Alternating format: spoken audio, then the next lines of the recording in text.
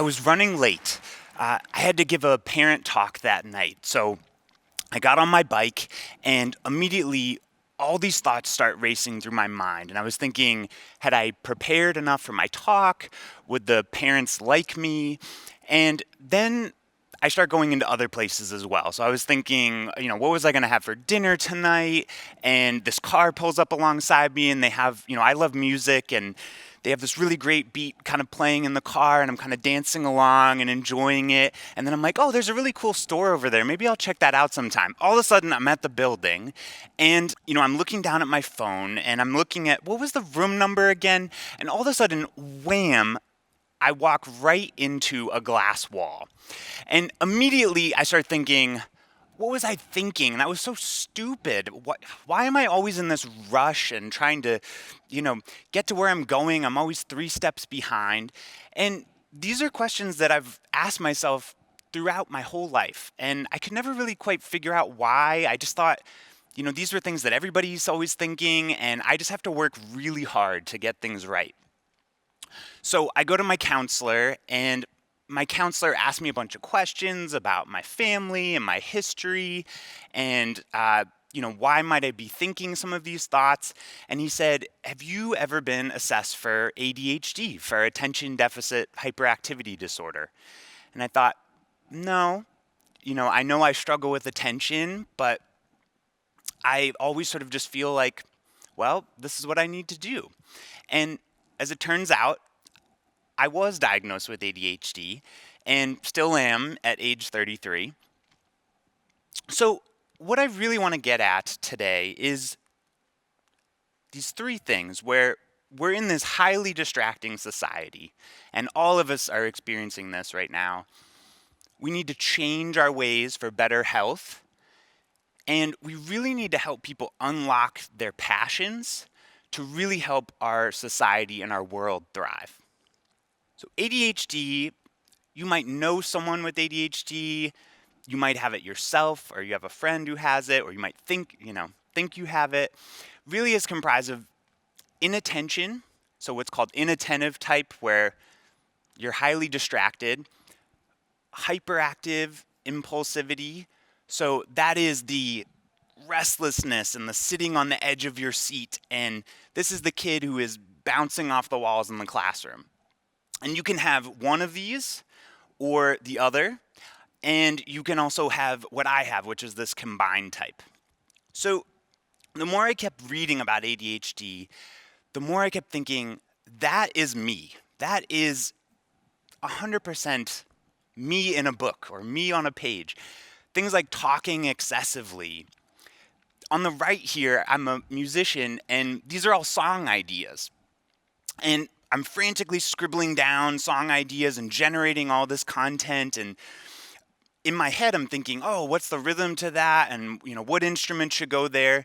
But then you kind of look at the page and you think, geez, it's kind of a disorganized mess. There's no real logical, coherent anything about it.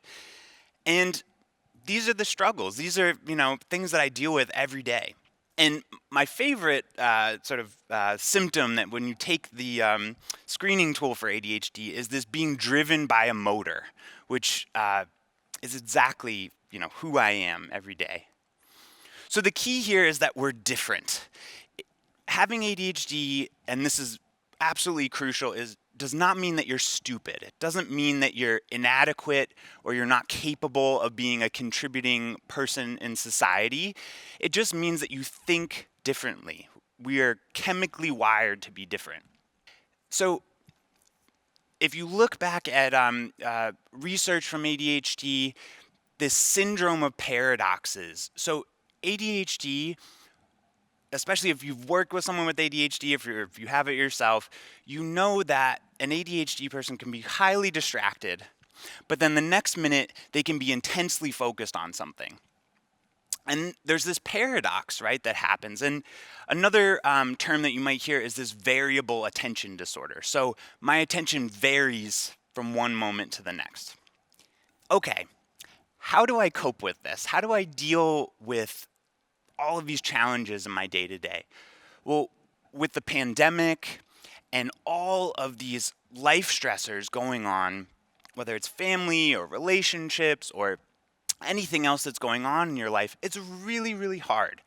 And as someone with ADHD, it's even more of a struggle, right? This information overload, trying to make sense of everything and process. So, what do I do? Well, there's some really basic things you can do. I would highly suggest getting your own counseling. I see a counselor regularly, and it is a tremendous help to have an ally and a coach and someone who really believes in me. Also, if you need it and you're diagnosed, taking medicine can be really helpful. ADHD is highly treatable in a lot of ways and really allows me to still contribute to society. The last piece is this social connection where, you know, if I'm really struggling, I call a friend, maybe I call home.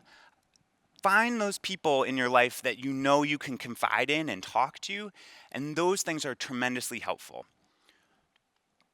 But all of those things, as I've kind of processed this and worked through this diagnosis and coming to terms with it, don't really change everything, right? I still have those struggles, those day-to-day struggles.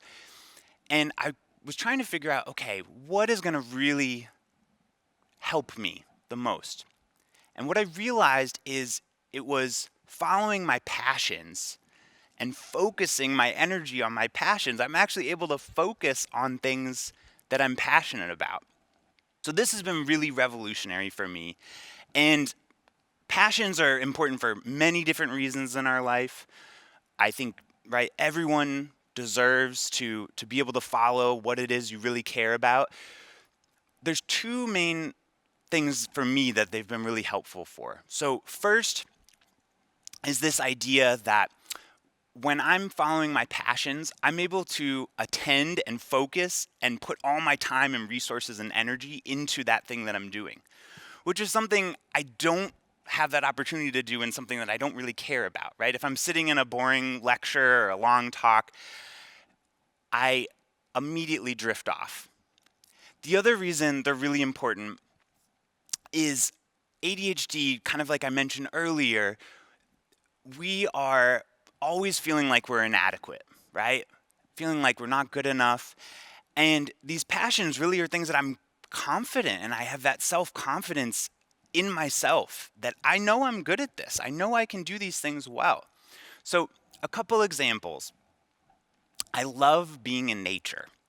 And I grew up on an island and I was a fish growing up and I loved to swim. And I also love going into the woods and maybe I hear a bird or maybe I'm checking out a particular plant and what's so amazing about nature is it's this fully immersive experience, which really is an ADHD person's dream because there's so many things I can attend to and I'm not feeling judged or like other people are being critical of me, right? I'm just letting myself be and be present in that space.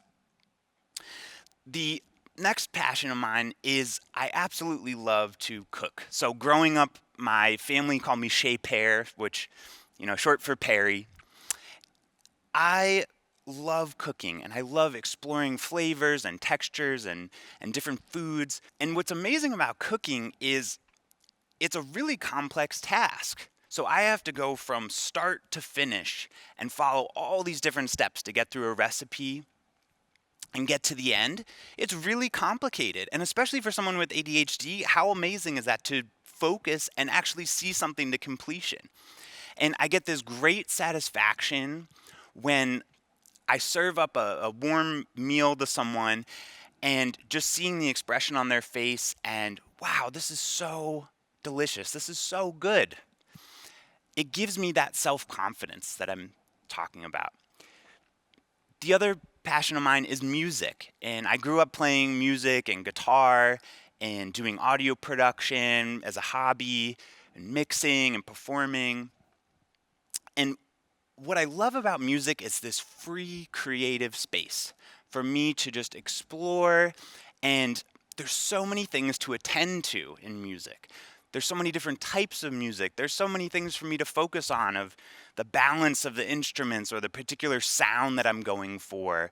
And all of those things, right, is what I excel at. Those are the things that I know I can confidently be proud of. So the last one is I love exercise. And whether it's going for a bike ride or a run, when I'm exercising, there's actually a chemical basis for why exercise is really helpful for people with ADHD. So I have, right, a deficit in neurotransmitters that causes me to seek out stimulation, okay? And when I exercise, right, it is this flood of activity that balances that chemical imbalance. So when I come back from a run and I sit down and I have to do a task and focus, I'm actually able to do it, right? So it has this chemical basis. So it's a very, very powerful tool to change my body and to change my mind. And that's really something that's been revolutionary. So how do we unlock this potential in people? We often look at people with ADHD from this deficit perspective, right? And oh, they're so annoying and they won't stop talking and they're always disrupting. To unlock potential, we need to change how we think about our development throughout the lifespan and really help people with ADHD figure out what is it they're good at? What do they enjoy? What do they like doing? And support them in that, right?